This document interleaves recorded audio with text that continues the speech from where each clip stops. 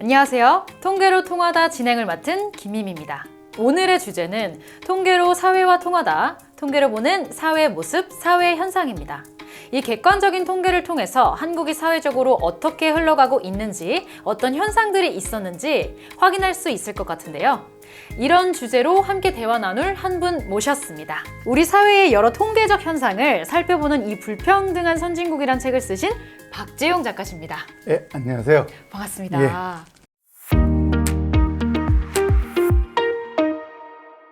오늘 이야기를 시작하기 앞서서 우리나라의 사회 모습을 수치로 보니까 특별한 점이 있었나요? 예, 아무래도 대한민국이 네. 독립한 거는 1945년이지만 네. 본격적인 경제 성장을 시작한 거는 1960년대라고 볼 수 있는데요. 네. 그때부터 지금까지 한강의 기적이라고 얘기할 만큼 네. 급속도의 경제 성장을 이루었죠. 네. 한 배, 두 배 또는 네. 10배도 아니고 네. 420배 또는 10,000배 이런 식의 성장들을 이루어냈습니다. 이렇게 급속도로 성장을 했는데 네. 사실 그 이면에는 그만큼 또 소득 격차가 커지는 이런 문제들도 있거든요. 네. 오늘 그런 얘기들을 같이 해보면 좋을 것 같습니다. 너무 좋습니다.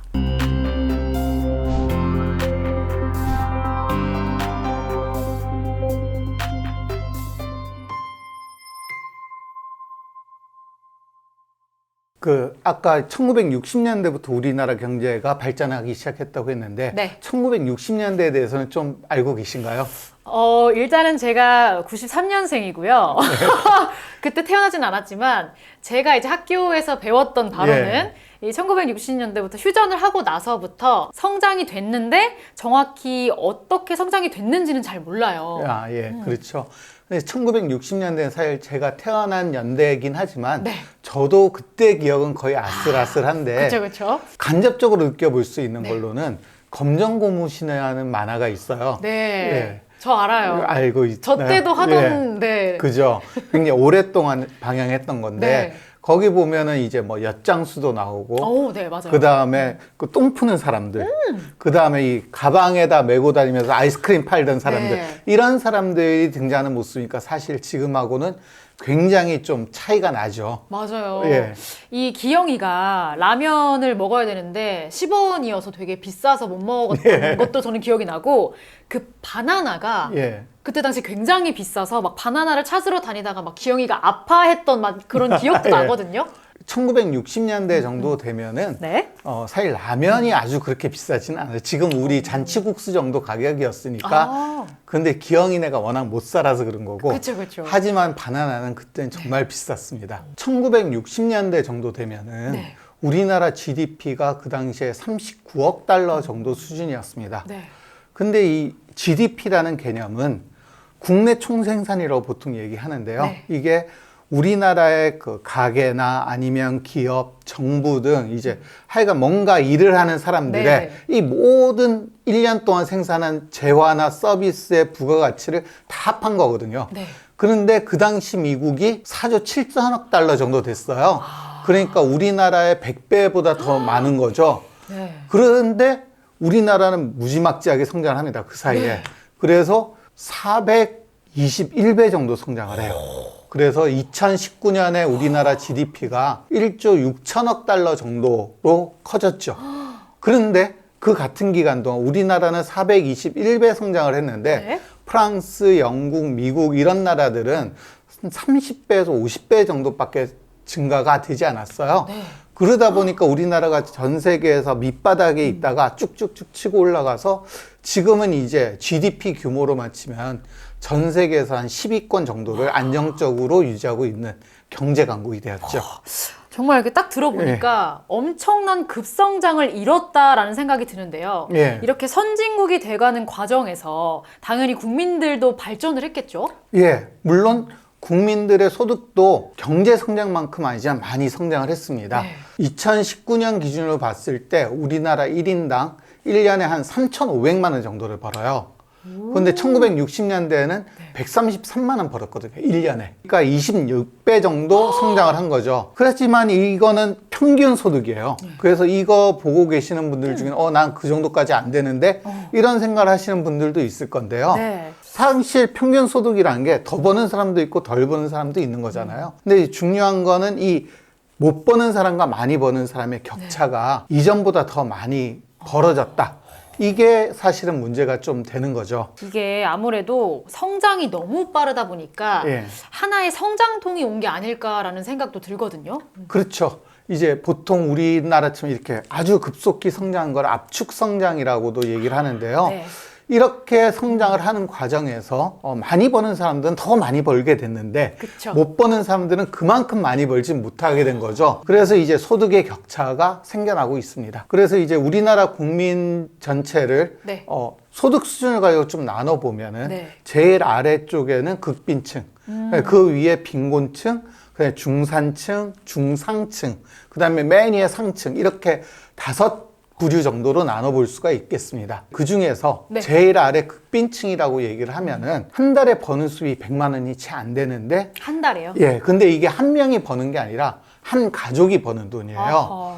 그래서 이제 2-3명 정도가 100만 원 이하의 금액으로 살아야 되는데 이런 분들이 우리나라 전체로 한 10% 정도 됩니다.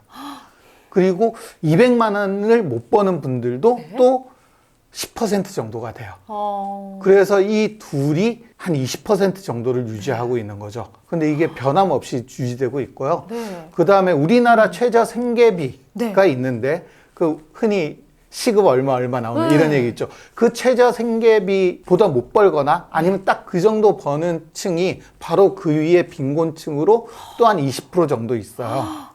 그래서 이 극빈층과 빈곤층을 합하면은 우리나라 전체 국민의 40% 정도가 되는 거죠. 그러니까요. 그럼 반대로 그러면 상층은 어떻게 되느냐? 네. 제일 위쪽인데 여기는 기준이 연봉 1억입니다. 그 부분이 10% 정도가 됩니다. 이 바로 아래 중산층이 아니라 중상층이 상층. 있는데 1억은 안 되지만 네. 한 달에 한 700-800 정도를 벌어서 한 20년 정도 열심히 벌면은 네. 생활비 빼고도 한 7억 정도 모을 수 있는 분들이 있는데 이분들이 한 15% 정도 돼요. 그리고 이제 흔히 얘기하는 중상층은 네. 한 달에 한 400에서 600만 원 정도 버시는 분들이거든요.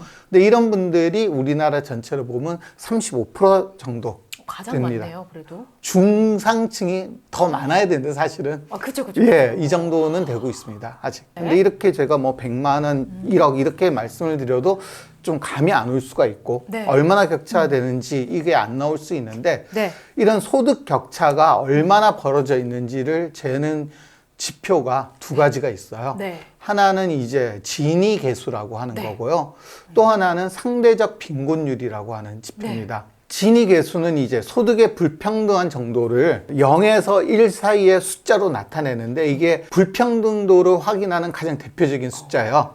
그래서 이 숫자가 적을수록 네. 0.1, 0.2 정도 되면 굉장히 평등한 사회고 0.8, 0.9로 가면 굉장히 불평등한 사회다. 이렇게 보실 수 있습니다. 그리고 이제 상대적 빈곤율은 뭐냐면은 네. 이제 중위소득을 기준으로 하는데요. 네. 우리나라 국민소득을 제일 못 버는 사람부터 제일 잘 버는 사람까지 났을 때 딱 중간이 중위소득이에요. 네. 근데 이 중위소득보다 50%도 못 버는 사람들을 이제 몇 퍼센트를 차지하냐, 우리나라 전체에서. 네. 이거를 이제 상대적 빈곤율이라고 얘기하는 거죠. 그래서 상대적 빈곤율이 높다라고 하는 거는 가난한 사람들이 많다. 평균 소득의 절반도 못 버는 사람들이 많다. 이런 얘기가 되는 거죠. 네. 그런데 이제 2019년도 네. 우리나라의 상대적 빈곤율은 16.3%입니다. 즉 중위소득의 절반을 못 버는 사람들이 16% 정도 되는 거죠.